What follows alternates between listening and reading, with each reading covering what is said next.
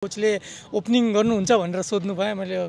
no doubt गर्छु भनेर simple planning त watch the ball hit the ball थियो फर्स्ट बल मिडल भएको थियो होइन ब्याटको एकदमै हाई कन्फिडेन्समा थियो म अनि सेकेन्ड पनि हान्न सक्छु जस्तो लागेको थियो त्यही भएर जति बल पाएँ त्यति हान्दियो एकदमै जो क्रिकेट खेल्छ इफ प्रोफेसनली त्यसको ड्रिम नै हुन्छ होइन नेपाल टिम खेल्नेलाई सिलेक्ट गर्नुहुन्छ इफ चान्स दिनुहुन्छ म एकदमै राम्रो गर्न तयार छु सुरुदेखि नै बिलिभ थियो मलाई जहिलेदेखि म क्रिकेट खेलिरहेको थिएँ त्यसलेदेखि नै बिलिभ थियो होइन चान्स पायो भने मैले राम्रो गर्न सक्छु म इन्डिया इन्दोर भन्ने ठाउँमा जन्मेको हो होइन उतै क्रिकेट खेलेको स्टार्टिङमा टेनिस क्रिकेट खेलेर टेनिस क्रिकेट खेलेरै स्टार्ट गरेको मैले 6 इयरको चाहिँ नेपालमा पनि क्रिकेट छ त्यहाँ गएर पनि ट्राई गर्नुपर्छ अङ्कलले भन्नुभएको थियो दिपेन्द्र सिंह ऐरीसँग त्यसपछि कुरा भएको छैन भएको थियो मेरो त्यही होटलमै भेट भएको सर्वप्रथम त बधाई छ एफएफलाई आज जित पनि आवश्यक थियो त्यसमाथि पनि तपाईँको स्पेल चाहिँ त्यो प्रेसरको बेलामा रिक्वायर्ड रन रेट चाहिँ धेरै नै भइसकेको थियो तैपनि तपाईँको ओभर ब्याटिङमा बलिङमा आउँदाखेरि चाहिँ जसरी ब्याटिङ गर्दै थियो अल्ताफ चाहिँ जुन पनि रिक्वायर्ड रन रेट चाहिँ इजी हुन्छ जस्तो देखिरहेको थियो तर त्यो टाइट ओभर भयो विकेट पनि आयो जुन रूपमा बलिङ प्लान गर्नुभयो होइन 3 विकेट पाउनु भएको स्पेसली त्यो ओभर चाहिँ एकदम क्रुसल थियो सो कस्तो महसुस भइरहेको छ यसलाई चाहिँ हामीले यर्कर प्लान गरेको थियौँ होइन सबैले किनकि अगाडिको बल यताउति लोवर कटरहरू बााउन्ड्री सर्ट छ त्यही भएर इजी हानिरहेको थियो कि इजी कटिरहेको थियो बल अनि त्यही भएर सबै टिमले यर्कर प्लान गरेर त्यो एक्जिक्युसन पनि भयो त्यही भएर खुसी लागिरहेको छ त्यही समयमा सिम्पल प्लानिङ थियो हाम्रो कि वाइड यर्कर फाल्ने अनि त्यो जतिसक्दो अफतिर हिटिङ गराउने प्लान थियो अफतिर हल्का गाह्रो हुन्छ जस्तो लाग्यो थियो बााउन्ड्री पनि हल्का ठुलो छ उतातिरको त्यही भएर प्लेसमेन्ट पनि पर्फेक्ट थियो फिल्डिङ होइन सो अब तपाईँको भन्यो भने नेपाल प्रिमियर लिगमा जुन फाइनलमा त्योभन्दा अगाडिको म्याचेस खासै त्यति राम्रो भएको थियो ओपनिङमा तपाईँ पहिलोपल्ट पनि आउनुभएको थियो त्यत्रो ठुलो लिगमा होइन तर पनि फाइनलसम्म तपाईँले टिमलाई विश्वास गर्यो त्यो जुन दिपेन्द्र सिंह ऐरीलाई तपाईँले 4 छक्का हान्नुभयो त्यो म्याचमा तपाईँले क्रुसल इनिङ्स खेल्नुभयो होइन त्यसपछि चाहिँ कन्फिडेन्स तपाईँको अलिक बढेको हजुर हजुर अभियसली बढिरहेको थियो नि त्यत्रो लेभलमा अलि राम्रो गरे र अनि यता लेभल खेलेपछि कन्फिडेन्स हल्का बढेकै हुन्छ त्यो चाहिँ आजको बलिङमा तपाईँको त्यो कन्फिडेन्स चाहिँ क्यारी गर्नुभयो हजुर हजुर जुन एपिएफमा आउनुभएको छ तपाईँ कर्णाली प्रदेशको लागि खेल्नुहुन्थ्यो रेगुलर होइन सो यो टुर्नामेन्टको लागि मात्रै हो कि हजुर म यो टुर्नामेन्टको लागि मात्रै हो एपिएफमा सो अब कर्णालीमै फर्किनु हजुर कर्णालीमा फर्किनु सो दिनेश अब हिजोको जुन हारपछि आज जित छ यो टुर्नामेन्टमा चाहिँ एपिएफ जुन किसिमले सेप भएको छ होइन राम्रो प्लेयर एक्सपिरियन्स टिम पनि छ कहाँ देख्नुहुन्छ तपाईँ आफ्नो सकेसम्म हामी फाइनलको दावेदार नै छौँ हाम्रो टिम राम्रो छ एकदमै ब्यालेन्स छ होइन अब लास्टसम्म एउटा विन गर्दै जाऊँ लास्टसम्म हामी होपफुली फाइनल जित्छौँ अलिकति अब नेपाल प्रिमियर लिगतिर फर्क्यौँ तपाईँसँग भेट भएको अवसर पनि छ त्योभन्दा अगाडि पनि ब्याटिङमा धेरै पटक प्रुभ गर्नुभएको छ तर त अलिकति तल आउनुहुन्छ ब्याटिङ गर्न होइन फिनिसर ग्रुपमा रोल खेल्नुहुन्थ्यो तर टिमले चाहिँ तपाईँलाई अगाडि खेलाएर चाहिँ एउटा स्ट्राटेजी अप्नायो भनौँ न अगाडिदेखि तर बिलिभ गर्दै गर्दै फाइनलसम्म पनि त्यही नै स्ट्राटेजी गर्यो टिमको त्यो निर्णय पछाडि चाहिँ कारण के थियो कतिको डिस्कसन भएको थियो तपाईँ सक्छु भनेर तपाईँलाई पनि सोधेको थियो सोध्थ्यो खासमा कसरी गएको थियो कोच हाम्रो इन्डियाबाट कोच हुनुहुन्थ्यो उहाँले एकदमै बिलिभ गर्नुहुन्थ्यो म माथि मेरो क्याम्प एकदमै राम्रो गएको थियो न्यू बलमा मैले जे होस् बलरहरूलाई राम्रै खेलिरहेको थिएँ उता क्याम्पमा पनि हिटिङ यताउति नयाँ बलमा राम्रै गरिरहेको थिएँ अनि कोचले ओपनिङ गर्नुहुन्छ भनेर सोध्नु भयो मैले नो डाउट गर्छु भनेर भन्थेँ इजी लाग्यो मलाई तर सुरुवात त राम्रो भएको थिएन नि होइन तर पनि ब्याक चाहिँ गर्नुभयो टिमले हजुर त्यति बेला चाहिँ हल्का नर्भस भएर पनि होला होइन सर्ट्सहरू पुरा आइरहेको थिएन मेरो फाइनलमा चाहिँ आफूले ब्याक गरेर अनि हिटिङ गर्न सफल भयो जस्तो लाग्यो अब त्यो फ्लप हुँदा पनि इन्टेन्सन चाहिँ फेरि तपाईँ गएर चाहिँ हान्ने नै खोजिरहनु भएको थियो नि इन्टेन्सन चाहिँ कहिले पनि हुन्छ त्यो रोल पनि त्यही थियो होइन हजुर फ्री माइन्ड छोडिदिनु भएको थियो मलाई एकदमै कोचहरूले अनि त्यस्तो त तेरो जो नेचुरल चाहिँ गेम छ त त्यही खेल के एक्स्ट्रा सोच्नु पर्दैन भन्नुभएको थियो अब फाइनल म्याचमा दिपेन्द्र सिंह ऐरी भनेको चाहिँ जहिले पनि म्याच टर्न आउट गर्न सक्ने बलर एउटा 2-3 विकेट पनि आउन सक्थ्यो उहाँको त्यस्तो खालको चाहिँ क्यालिबर भएको प्लेयर होइन तर तपाईँ ब्याटिङ गर्न जाँदाखेरि चाहिँ खासमा ठुलो टार्गेट पनि थिएन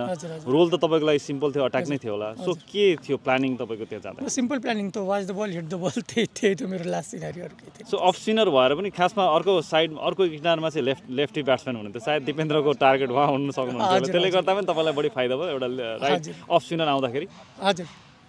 उहाँ खासैमा डार्सीलाई आउट गर्न आउनुभएको थियो तर अनफर्चुनेटली अब त्यही भयो अब एउटा लागिसकेपछि चाहिँ जुन क्राउडको डिमान्ड थियो प्रेसर पनि ब्याक भइसकेको थियो किनकि मोमेन्टम तपाईँहरूसँग थियो होइन त्यो मोमेन्टमले कति फाइदा गर्यो तपाईँलाई त्यो एउटा छक्का लागिसकेपछि अर्को पनि हान्नलाई अथवा त्यो मोमेन्टमले एकदम फर्स्ट बल मिडल भएको थियो होइन ब्याटको एकदमै हाई कन्फिडेन्समा थियो म अनि सेकेन्ड पनि हान्न सक्छु जस्तो लागेको थियो त्यही भएर जति बल पाएँ त्यति हान्दियो इभन दिपेन्द्रले पनि केही डेलिभरी ट्राई गर्नुभयो होइन तर तपाईँले जस्तो खालको बल गरे पनि स्ट्रेट ब्याटले चाहिँ अगाडि नै हिट गर्छु भन्ने खालको त्यो स्ट्रेन्थमा आफूलाई ब्याक गर्नुभयो हजुर हजुर सो अब त्यो इनिङ्स पछि चाहिँ आफूलाई चाहिँ एउटा प्लेयरको रूपमा चाहिँ किनकि तपाईँले लामो क्रिकेट खेलिसक्नु भएको छ हामीलाई थाहा छ दिनेश अधिकारी अब बलिङबाट इभन ब्याटिङबाट पनि कर्णालीले चाहिँ राष्ट्रिय प्रतियोगिताहरू जित्दाखेरि पनि तपाईँ महत्त्वपूर्ण सदस्य हुनुहुन्थ्यो विकेट लिँदै इभन रन पनि बनाइनु भएको छ तर तपाईँ एउटा परिचयको रूपमा चाहिँ तपाईँलाई धेरैले चाहिँ अझ चिन्थेन भनौँ न होइन दिनेश अधिकारी तर त्यो इनिङ्स पछि तपाईँ धेरै परिचित हुनुभएको छ कि त्यसमाथि पनि दिपेन्द्र जस्तो प्लेयरलाई चाहिँ त्यो अट्याक गर्न सक्ने प्लेयर होइन त्यो हिसाबले फाइनलमा धेरैले हेर्नु भएको थियो होइन मिलियन्सले हेर्नु भएको बेलामा कतिको फरक पार्यो तपाईँलाई एज अ करियर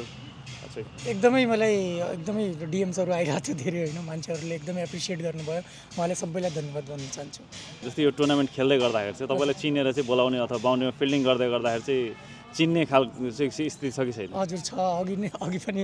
उहाँ हाम्रो क्राउडले भनिरहेको थियो हजुर नै होइन स्टार्टिङमा हान्ने भनेर हजुर सो फरक परेको छ होइन हजुर, फरक अब तपाईँको करियरको हिसाबले भारतमा पनि धेरै अभ्यास गर्नुभएको छ यहाँले होइन करियर पनि त्यहाँबाट सुरुवात गर्नुभएको थियो नेपालमा पनि रेगुलर डोमेस्टिक क्रिकेट तपाईँ नेपालको सबभन्दा धेरै डोमेस्टिक क्रिकेट खेल्ने क्रिकेटर हुनुहुन्छ भन्दा फरक नपर्ला केही क्रिकेटर अरू पनि हुनुहुन्छ तर तपाईँ जहाँ पनि पुग्नुहुन्छ नेपालको पश्चिमदेखि पूर्वसम्म खेल्नै रहनुहुन्छ त्यसमाथि पनि पिएम कपदेखि नेपालको घरेलु ठुलो प्रतियोगिता पनि खेल्नै रहनु भएको छ प्लस तपाईँ आउनु भइसकेपछि अथवा तपाईँको एउटा स्क्वाड छ कि कर्णाली प्रदेश पनि चाहिँ स्ट्रङ नै हुँदै आएको छ प्रत्येक वर्ष स्ट्रङ खेल्दै आएको छ होइन सो एज अ करियर चाहिँ तपाईँले चाहिँ आफूलाई चाहिँ अब कहाँ देख्नुहुन्छ होइन राष्ट्रिय टिममा खेल्छु भन्ने विश्वास गरेर अगाडि बढ्नु भएको छ कि एकदमै जो क्रिकेट खेल्छ प्रोफेसनली त्यसको ड्रिम नै हुन्छ होइन नेपाल टिम खेल्ने नेसनल टिमबाट खेल्ने होइन म आफ्नो वर्क गरिरहेको हुन्छु जे होस् आफ्नो वर्क गरिराख्छु राम्रो गरिराख्छु अब जति बेला सिलेक्टरहरूले मलाई सिलेक्ट गर्नुहुन्छ इफ चान्स दिनुहुन्छ म एकदमै राम्रो गर्न तयार छु प्रोसेसमा विश्वास गरेर हजुर म प्रोफेसरमा विश्वास गर्छु सो त्यो बिलिभ चाहिँ छ कि छैन कि म अब जुन खालको ब्याटिङ गर्नुहुन्छ बलिङ गर्छु एज अ अलराउन्डर चाहिँ म त्यहाँसम्म पुग्न सक्छु भन्ने सोच बनाउनु चाहिँ भएको छैन सुरुदेखि नै बिलिभ थियो मलाई जहिलेदेखि म क्रिकेट खेलिरहेको थिएँ त्यसलेदेखि नै बिलिभ थियो होइन चान्स पायो भने मैले राम्रो गर्न सक्छु जस्तो लाग्थ्यो मलाई कर्णालीमा खेल्नु अब एज अ क्रिकेटर चाहिँ तपाईँ अब 100% नै भनौँ 365 दिनमा तपाईँ प्रायः क्रिकेट ग्राउन्डमै हुनुहुन्छ इभन नेपालमै धेरै क्रिकेट खेल्नुहुन्छ नेसनल टिममा नभएको खेलाडी इभन विभागमा पनि तपाईँ पहिलोपल्ट खेल्दै हुनुहुन्छ होइन त्यो हिसाबले चाहिँ सस्टेन गर्नलाई धेरै समस्या पनि छ मानिन्छ होइन किन धेरै क्रिकेटरलाई यदि नेसनल टिमको सेटअपमा हुनु नभने गाह्रो छ सो तपाईँलाई चाहिँ अथवा फ्यामिली सपोर्ट छ अथवा क्रिकेटै खेलेर चाहिँ कसरी आफूलाई चाहिँ यहाँसम्म 500 वर्ष भइसक्यो नेपाली घरेलु क्रिकेट मात्रै खेलेर बस्नु भएको छ कसरी सस्टेन गर्नुहुन्छ हजुर फ्यामिली सपोर्ट छ मलाई होइन फ्यामिली सपोर्ट छ हल्का क्रिकेटले पनि धान्छ फ्यामिलीले पनि सपोर्ट गर्नुहुन्छ त्यही हो जस्तै घरेलु सानसानो प्रतियोगिता आजकल धेरै प्रिमियर लिग भनेर पनि हुन्छ होइन त्यहाँ पनि एउटा रेट चार्ज गरेर अथवा त्यसरी कन्ट्र्याक्टमा खेल्नुहुन्छ हजुर रेट चार्ज गर्नुभन्दा नि अब अक्सन बेस्ड हुन्छ होइन धेरै जस्तो नेपालमा धेरै जस्तो अक्सन बेस्ड छ अब उहाँले जति उ गर्नुहुन्छ म त्यति घरको सपोर्ट बिना क्रिकेटै खेलेर नेपालमा नेसनल टिममा नपरिकन अथवा विभाग टिमबाट नपरिकन खेल्न सक्ने अवस्था छ अहिले 50-50 नै भनौँ हल्का गाह्रै छ हल्का गाह्रो छ हजुर घरबाट चाहिँ मतलब कस्तो खालको सपोर्ट के कुरामा चाहिन्छ क्रिकेटमा जे कुरा चाहिन्छ त्यही सपोर्ट गर्नुहुन्छ इक्विपमेन्टको लागि होस् कि अथवा जे फाइनेन्सियली होस् त्यही सपोर्ट चाहिन्छ नेपाल प्रिमियर लिगबाट तपाईँको नाम ठुलो भएको छ सो यसले गर्दा तपाईँलाई प्रेसर पनि बढेको होला पक्कै पनि होइन अलिकति सबले चिनिसकेपछि सबले थाहा पाइसकेपछि अब तपाईँको पर्फर्मेन्समा नजर हुन्छ होइन आज त्यो पर्फर्मेन्समा राम्रो गर्नु बलिङमा दिएको कन्फिडेन्स भएको छ सो यसलाई कसरी हेर्नु छ अगाडिको दिनमा चाहिँ कसरी एकदमै अब फाइनलमा राम्रो गरिसकेपछि पर्फर्मेन्सको प्रेसर त हुन्छ नै होइन अब अझै अगाडि राम्रो गर्दै जान्छु अनि होपफुली छिटै नेसनल टिममा पर्न पनि उ गर्छु दिपेन्द्र सिंह ऐरीसँग त्यसपछि कुरा भएको छ कि छैन बाध्य के कुरा भयो एकदमै राम्रो खेल्नुभयो भन्नुभयो कहाँ भेट भएको मेरो त्यही होटलमै भेट भएको त्यसपछि केही कसरी उहाँले बोलाएर कुरा गर्नुभयो के भयो खास म आफै गएको थिएँ नमस्ते भनेर अनि उहाँले चाहिँ बाबु एकदमै राम्रो खेल्नुभयो भन्नुभएको थियो पछि चाहिँ